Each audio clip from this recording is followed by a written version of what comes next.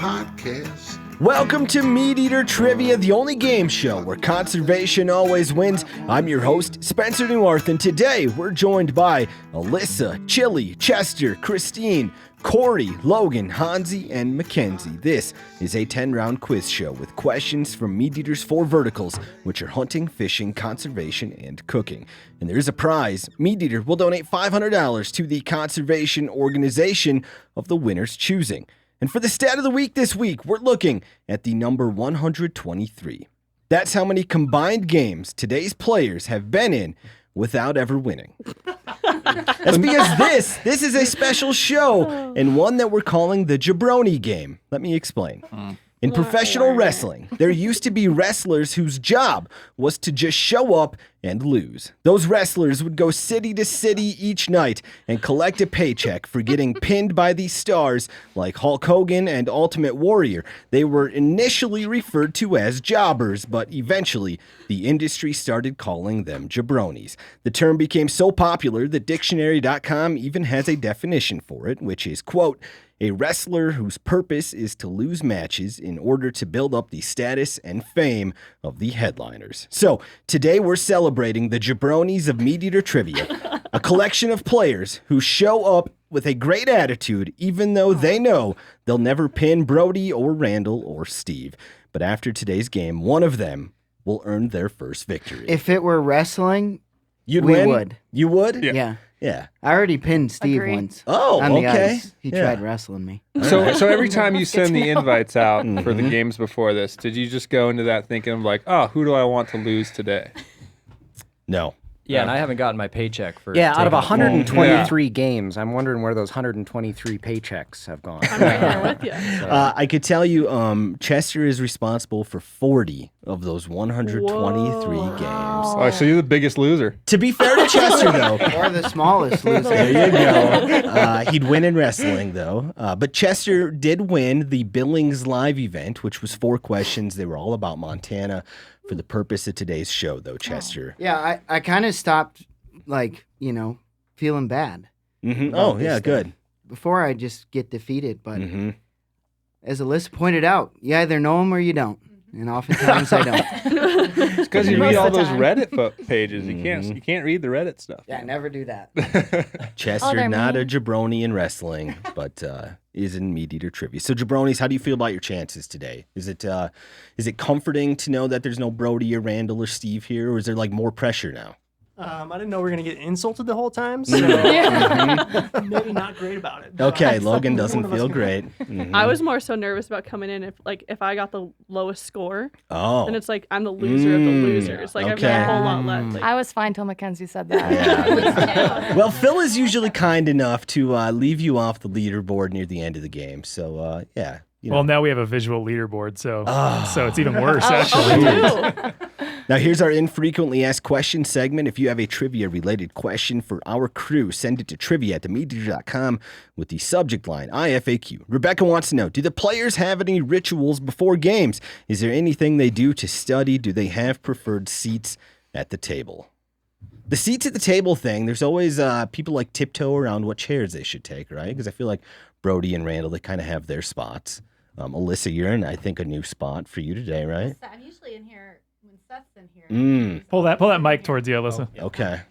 She's in Seth's chair. Yep, I'm in Seth's chair. Mackenzie is taking Randall's chair. I think we've got Hanzi over here in Brody or Steve's chair. Does anybody do anything to study before MeatEater Trivia? No. I have No. before. I've looked at maps of the river Okay.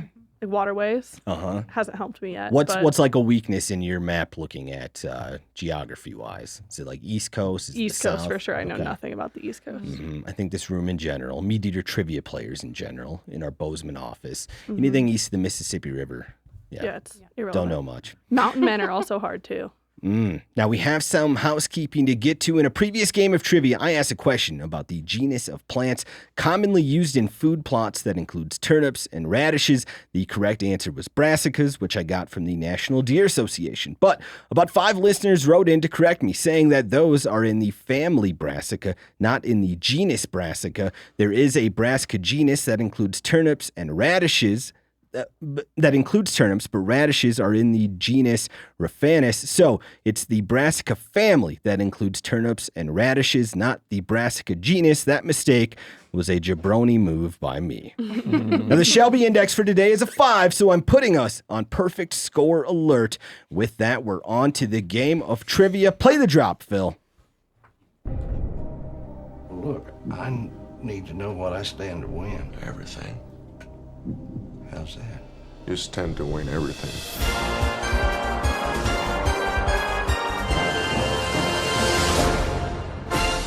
Game on, suckers!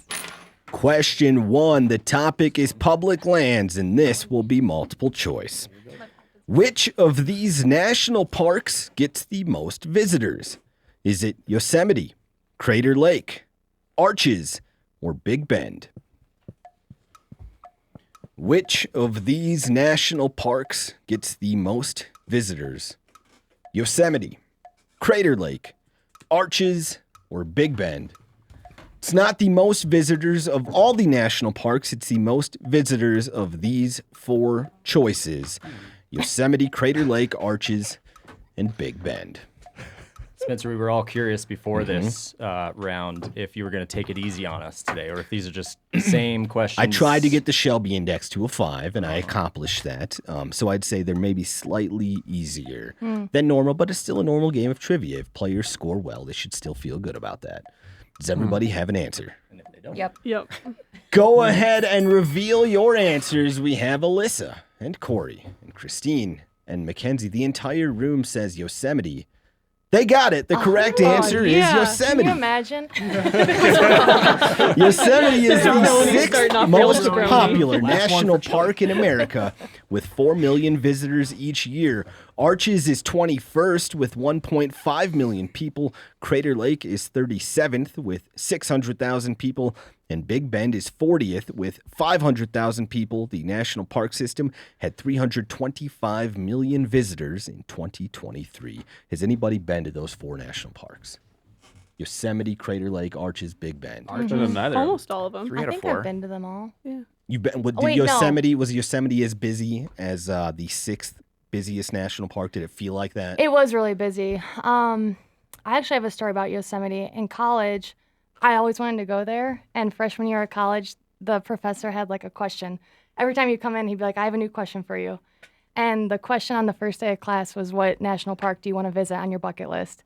And I was like, oh, I've always wanted to visit Yosemite National Park. And the next class, the question was, what's something you've learned that you didn't know before? And I learned that Yosemite is pronounced Yosemite. And then you went there. And then I eventually. went there, and it was Okay. very busy to answer your question, yeah. Question 2, the topic is hunting. This next great question is via Jordan Simpson. What Shawnee word means white rump and is often used as a synonym for elk? and you slam the board down. What Shawnee word means, quote, white rump and is often used as a synonym for elk? Chili must have really known this one. Chili and Chester and Cory are very confident. Oh, yeah. Logan, do you have this one right? I think so. Okay, Logan is confident as well. Hanzi and the girls, not so much. What Shawnee word means white rump and is often used as a synonym for elk? I should hope Cory gets this one right. He's got a elk antler tattoo on his arm. Okay. Yeah, I'm working on getting an elk butt next. Are you gonna put the elk butt Former on elk your butt? guy. I'm gonna put it on my stomach. Oh, okay. Former elk guy Cory should get this one right. Belly button, you know. What Shawnee word means white rump and is often used as a synonym for elk? Is that your only tattoo, Cory? It is, yeah. Are you gonna add a second one ever, you think, or just sticking I with don't the know. elk? I've always thought about it, but I mean, nothing's come to me yet, you know, that I Okay. want to put on my body for the rest of my life. Is everybody ready? Yeah. Go ahead and reveal your answers. We have Alyssa without an I answer. knew that. Cory and Christine say Darn. Wapiti. Mackenzie says stag. Chili, Logan, Chester, and Hanzi say Wapiti. They got it. The correct answer is Wapiti. Early settlers often referred to elk as America's red deer, Canada stag, round-horned stag, and stag of the Americas. They also called them by the Shawnee word wapiti, as well as the name that eventually stuck, which is elk. Elk was the accepted name by the time Lewis and Clark set sail, which they referred to 570 times in their journals. Does anybody know about the elk in Mongolia? Aren't they the only elk with the name wapiti, like in its official name? I think there's a lot of confusion between North America and Europe. Like, I think our elk are their moose, our moose are their elk. It's something like that's confused. But both continents have messed each other up in the naming. Here's question 3. The topic is conservation. This next great question is via John Schlesinger. This conservation group is named after a wildlife artist who made 435 life-size paintings of North American birds. This is question 3. The topic is conservation. This conservation group is named after a wildlife artist who made 435 life-size paintings of North American birds. Alyssa, do you have this one right? This is a guess. Okay, you have it. All right. We're looking for the name of the conservation group, and it's named after a wildlife artist who made 435 life-size paintings of North American birds. Alyssa, the only one with an answer so far. I'm cruising for a bruising. This is not going to be good. Chester and Hanzi joining Alyssa now with an answer. Need to tell me the name of the conservation group. Was this a fan submittal question? This is via John Schlesinger. Does that help you, Chili? John Schlesinger. Should we go there? Good buddy. No, it does not. I just... Hanzi, do you have this like one it. right? Hanzi and Chester now comparing answers with. Oh, and Logan saw I didn't something. see it. that- Chester's board blocked mine, unfortunately. Okay, all right. Did you try to get a sneak, though? Do you boys agree with each other? Could you move that board just like? Okay, Chester's nodding his head yes. Him and Hanzi agree on the answer. I don't know. This conservation group is named after a wildlife artist who made 435 life-size paintings of North American birds.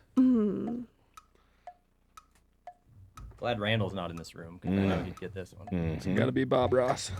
Alyssa, Chester, and Hanzi, the only folks with an Bob answer Ross right now. Society. Just Bob Ross.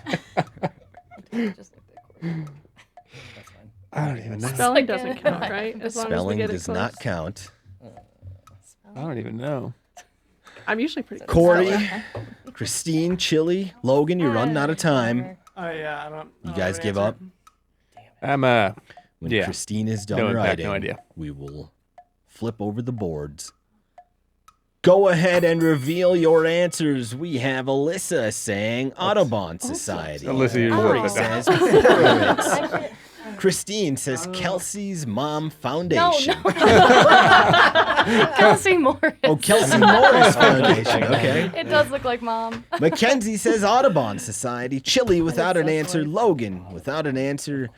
Chester says Autobahn, which is that the freeway in Germany that doesn't have a speed limit? Is that what that's called? And Hanzi says Audubon Society. They got it, and we'll give it to Chester for Audubon. It's the National Audubon Society.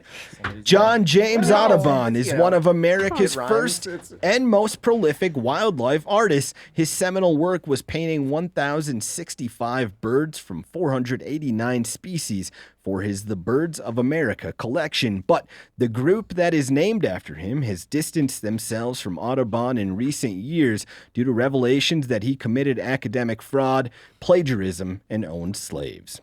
Question 4. The Cancel topic culture. is cooking. This next great question is via Allie Spangler. The Spruce Eats describes this 8-letter word as a, quote, culinary technique that secures the bird's wings and legs tightly to its body using twine. The Spruce Eats describes this 8-letter word as a culinary technique that secures the bird's wings and legs tightly to its body using twine. This is question 4. Spelling does not matter, but I've told you need 8 letters, so hopefully your answer also has 8 letters.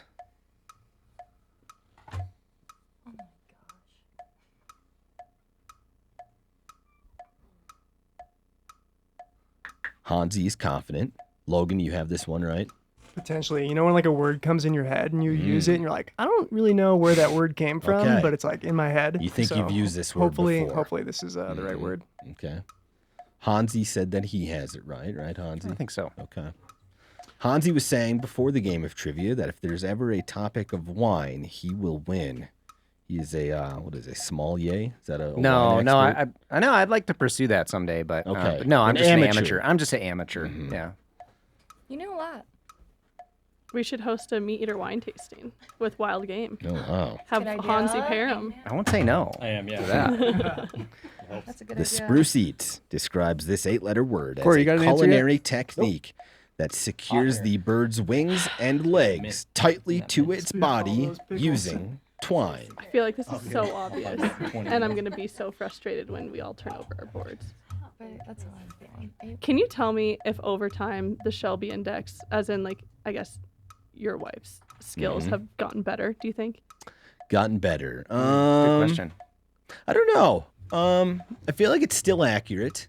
Gotten better. She has the most exposure to my brain, so she'll know like when I just watched a documentary on whales or like some dish that I just made, 2 weeks ago at home. So that gives her a big advantage. I don't know that she's gotten better. I would say she's still just as good, and the Shelby Index is still just as accurate. Do you have the same amount of leniency with her answers as you do like Randall's or Brody's? Oh, more. Yeah. I mean, she gets half points. No one in the podcast studio has ever received a half point. So yes, she has more leniency. How Is much everybody time ready? do you give her? She takes her time. But oftentimes she knows that she's not going to know it, and so we move on very quickly. So she'll just give a frustrated answer in that sense. That's how I feel right Is now. everybody I ready? know. Go ahead and reveal your answers. We have Alyssa saying spatchcock. Yours is upside down again. Alyssa. Cory saying straitjacket. Christine and Mackenzie and Chili. Without an answer, Logan says trussing. Chester, without an answer, Hanzi says trussing. Oh, The correct answer is trussing. Logan and Hanzi got it right. yeah, Can we I did can we not. give a half Makes me point feel better. to Cory for straitjacket? It sounds so right. Straight has 8 letters. The purpose of trussing a piece of meat is to help it cook more evenly. It's a commonly used technique when cooking turkeys, ducks, geese, and roasts. For a venison recipe that needs trussing, watch Cal's video on themeateater.com called How to Make a French Cut Venison Rib Roast. Question 5. The topic is fishing. A backlash of tangled line in a baitcaster reel is often referred to by this 2-word nickname. Okay, Alyssa is familiar with the nickname for a backlash of tangled line in a baitcaster reel that's referred to by this 2-word nickname. Chester, do you have this one right? Yes. Okay, Chester and Alyssa are confident. Hanzi, you have this one right. Cory looks like he has it right. Chili, you got this one? I believe so. Not a big Do fisherman. you have though. this one, though? Hopefully. Okay. Alyssa Blank Smith. Who refers to you by that? My husband. Okay. I feel like it's not limited to just a bait casting reel, but I don't want to throw it. That's where it's maybe the most prolific, though. Sure. Bait casters are tough, man. Let's mess us up. A backlash of tangled line in a baitcaster reel is often referred to by this 2-word nickname. This is question 5. We'll get a scoreboard update from Phil the engineer. I'm fly after fishing, this. not. Oh, but you Am I really? You've had one before. Yeah. While you were fly fishing. Maybe not. Yeah, I should know everybody this. has. I know. Yeah. Oh no. Everyone's had. For You picked sure. up a fly rod. You've Yeah, that's when it usually happens. yeah. Chester and Cory are applying some pressure to Adding Alyssa another one or to the Mackenzie. list. Those are great. good. Those are great. I feel like that's what my dad called it growing up. Is everybody ready? Yeah. Send it. Go ahead and reveal your answers. We have Alyssa. Alyssa, yours is upside down yet again. saying bird's Wait, nest. this is interesting. Cory saying rat's nest. Christine saying bad snag. Mackenzie says shit show. Chili says bird's nest. Dang Logan says rat's nest. Chester, bird's nest. Hanzi, bird's nest. The correct answers are bird's nest or rat's nest. We'll give it to you Either or? for Wow. either one. I'd like to thank my dad for never calling it the correct name and just cussing through it. A bird's Is that where nest. shit show came from? A bird's nest occurs while casting when your lure slows down, but the spool keeps spinning. Usually it's the result of user error, but can sometimes be a mechanical issue due to a faulty drag or break. Although some bird's nests can be fixed by pulling the line or reeling the line, they often require some nifty knife work. Phil, we're halfway through the game of trivia. Give us a scoreboard update. I don't want to know. Oh, whoops. Hold on here. Oh, there we are. All right.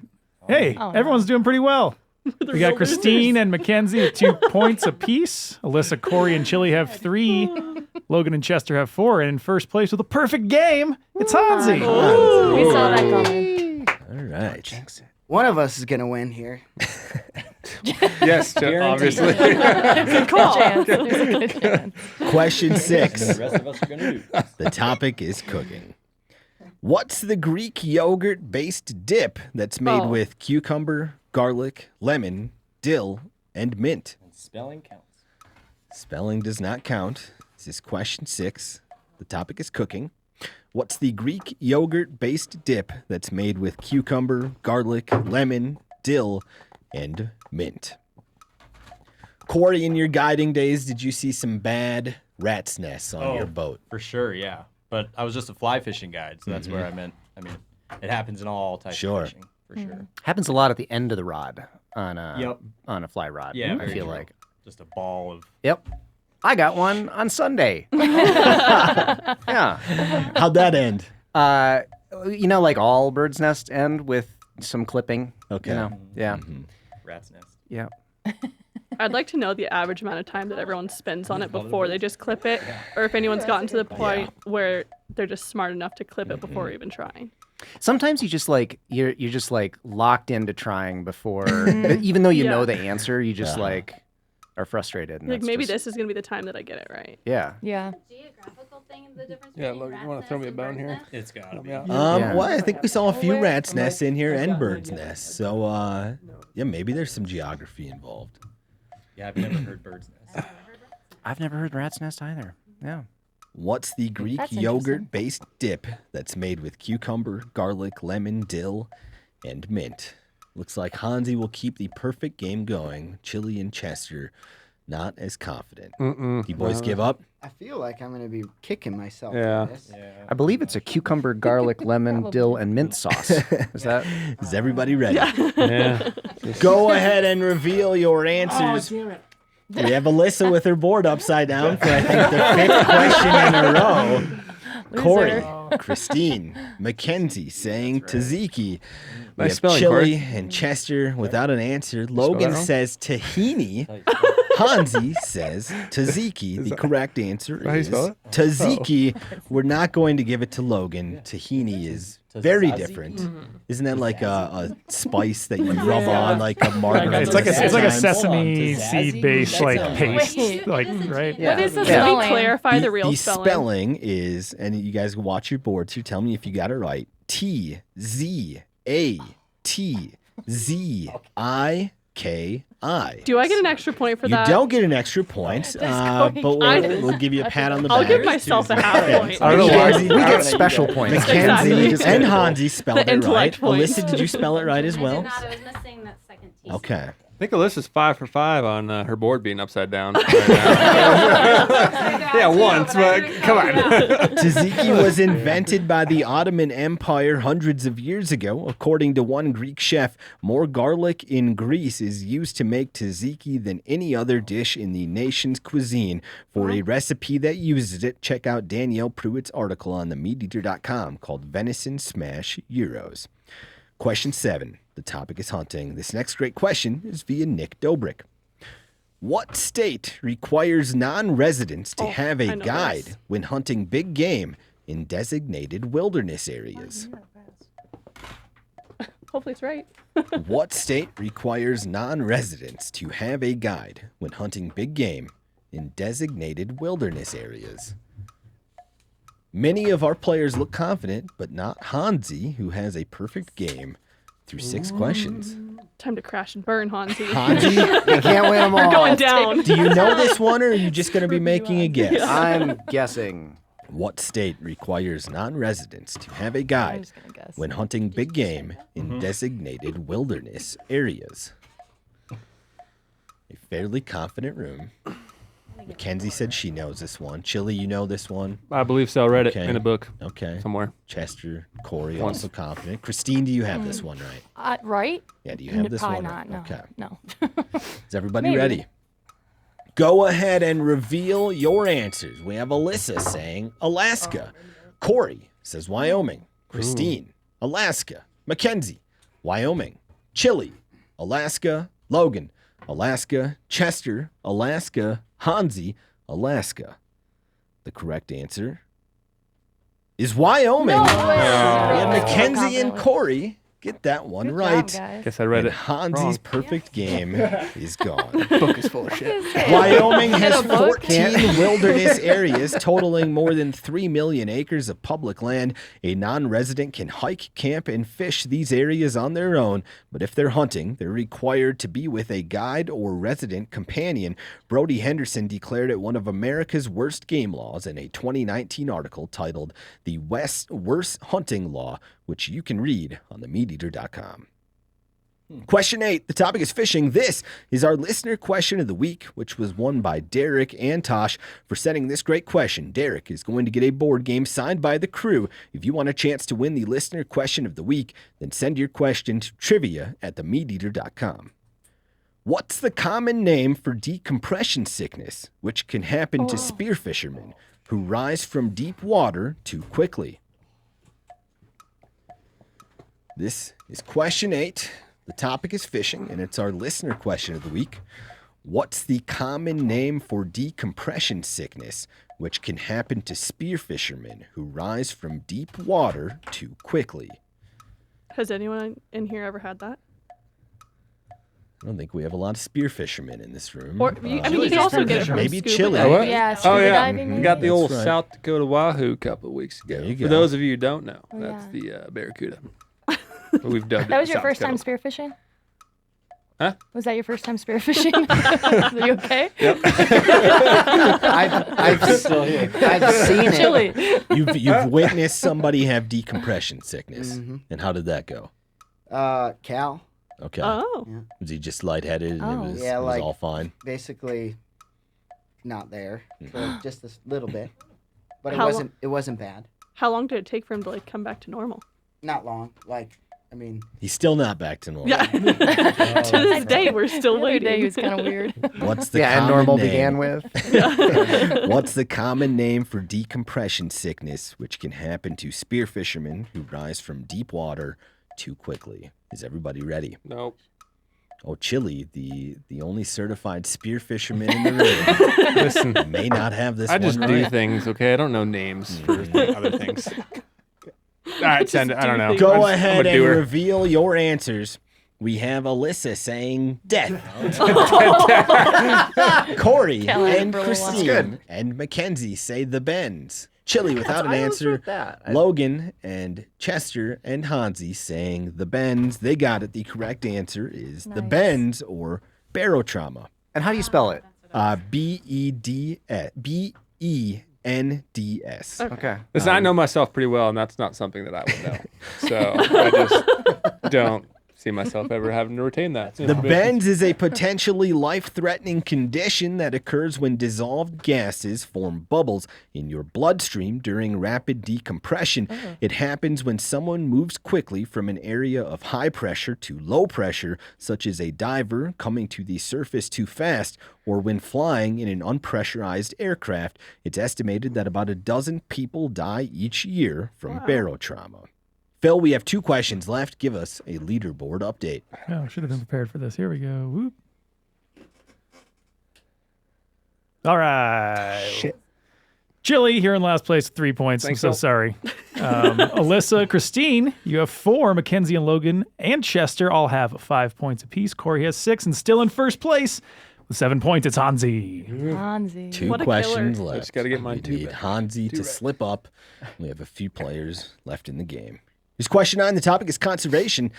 The Natural History Museum describes the 160-mile demilitarized zone between these two countries as a, quote, haven for rare animals.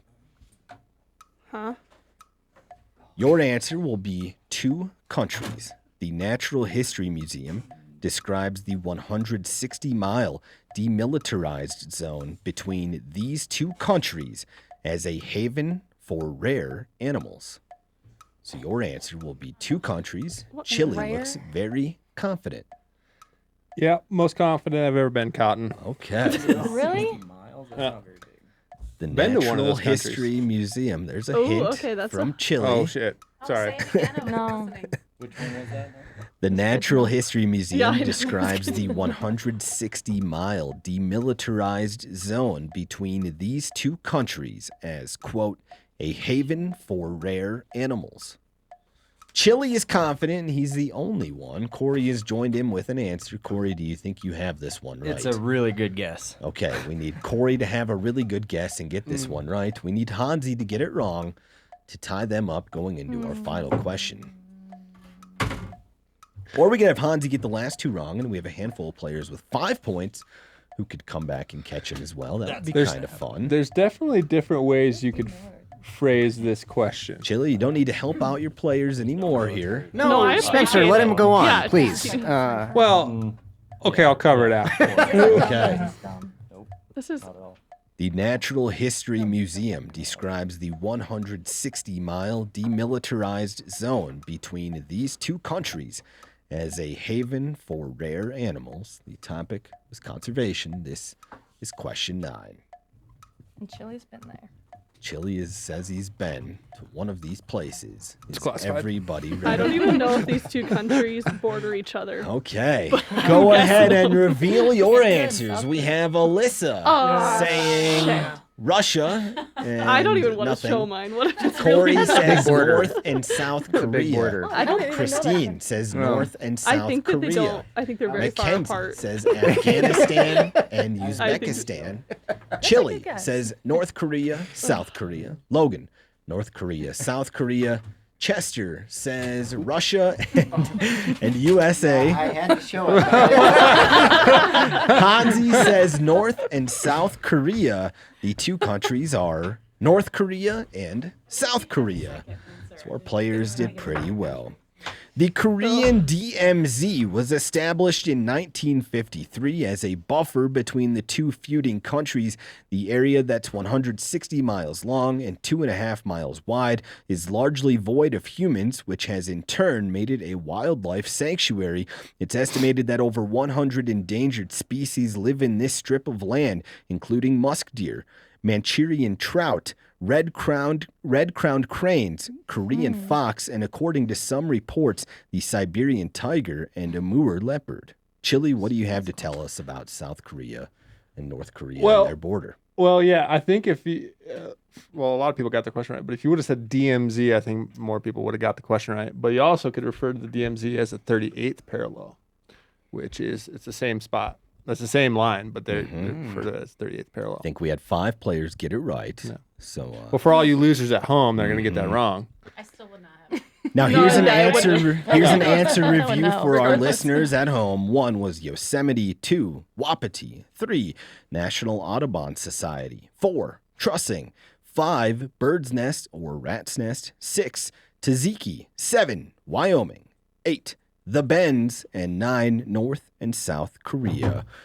On question 10, we have Hanzi leading Cory by 1. They are the only players left in the game. Question 10, the topic is gear. What does MOA stand for? As in a scopes, MOA. Oh no. Again, we need Cory to get this right, Hanzi to get this wrong, to force overtime. Hanzi with 8 correct answers. Cory with 7. The topic is gear. What does MOA stand Wish for? you shot more rifles now, don't you? As in a scopes. MOA. Cory, do you have this one right? Yeah, I do. Oh, Cory has it right, Hanzi. We're going to need you to Tiebreaker. have a good guess for what MOA stands for. Chili is also confident, as well as Chester and Logan. Alyssa, do you have this one right as well? Sawicki has, so, Okay. I was pretty confident. What's that board say there, Cory? Says, suck it, Chili. Hanzi, how we doing whatever I over did to here? you, but MOA. Phil, who's Logan, in are you last just place? naturally tan like that, or are you just I spent a lot of time in the sun. Mm. Not you. jealous? Just wondering how hard I got to try right now. Hanzi, how we doing? Not great, Spencer. not great. Hanzi, have you been to overtime before? Kind of. I Okay, think there he was was in the to qualify for the MeatEater Trivia I Championship. think that was kind right? of. Maybe Corey, not, have no. you been to overtime before? Yes, I have. You have. Okay. Do you remember the question? Do you remember what's where the you first came up at? I don't remember the question at all, but I got it Okay, right. you got it. Yeah, Well, to then put how me did into you? the championship round of Oh, the I got it. tournament. Okay, so you've both been to overtime. And then I but it was think I to lost. qualify for the MeatEater Trivia Championship in 2023. Yep. What does MOA stand for?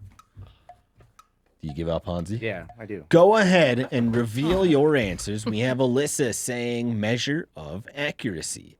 Cory, minute of angle. Christine, miles over accuracy.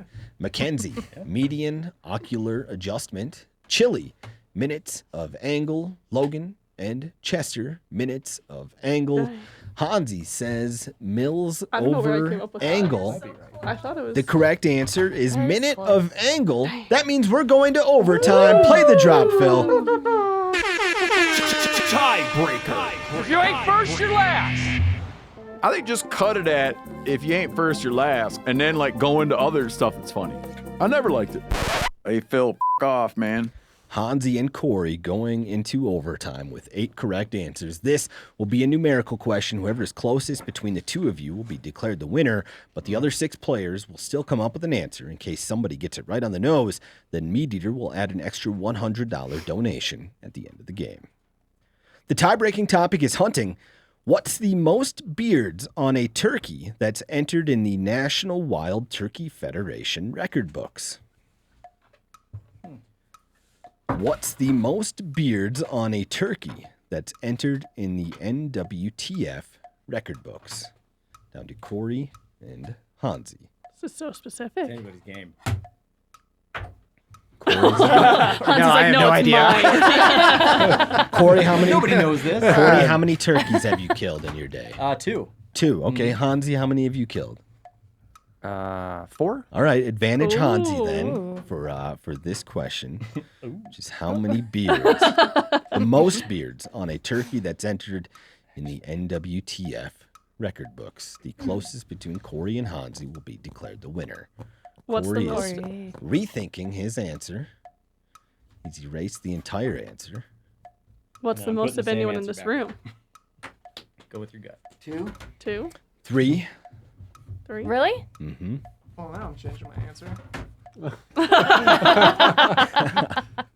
Is everybody ready? Wait, what was that last question? Yeah. Oh, Chester's changing his answer. Okay. I'm gonna change mine. Oh, and Chili changing his answer. Yeah, If we I sit here don't- I much don't- longer, everyone's going to change their answer. I feel like they can't.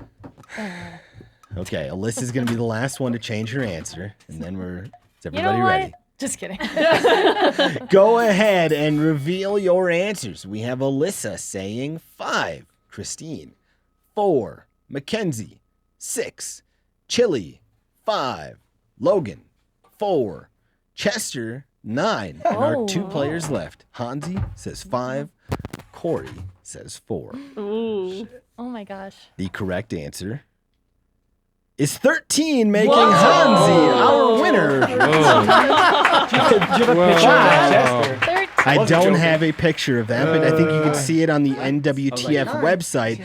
That gobbler was killed by an 11-year-old in Pennsylvania in 2017. Wow. The longest beard was 10 inches. Of course it was a child. Can we get a 11-year-old. scoreboard up there? Nice job, Probably in the Chester. youth 13 beards. Hanzi is our winner. Hanzi, you get to That's for choose something. where the $500 donation from MeatEater goes. What's it going to be? No.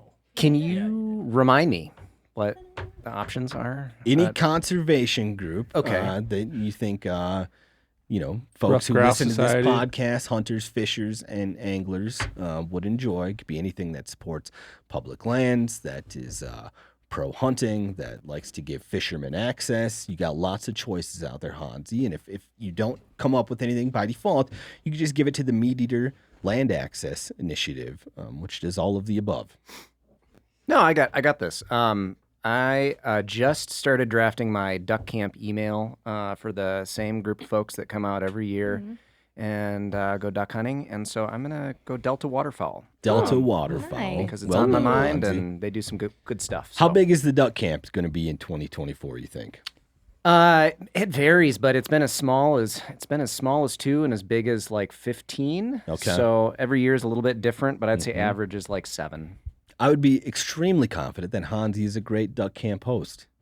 I like hosting duck camp. Yeah, I wouldn't say I'm good at it, but I do like it. Okay. Yeah. Now you can tell those folks in your email that you won MeatEater trivia, and you're no longer a jabroni, and you gave $500 to Delta Waterfowl. Can I go back to being a jabroni if I get a check for being one? Does not No, work. okay. Our other 7 players, though, will be here next time that we have a jabroni episode.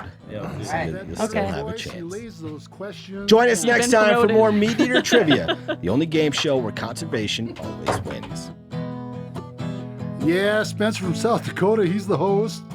Using those smooth, mellow tones, he lays them questions down.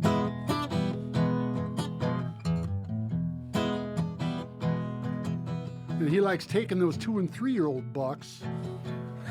And he's an avid amateur rock hound.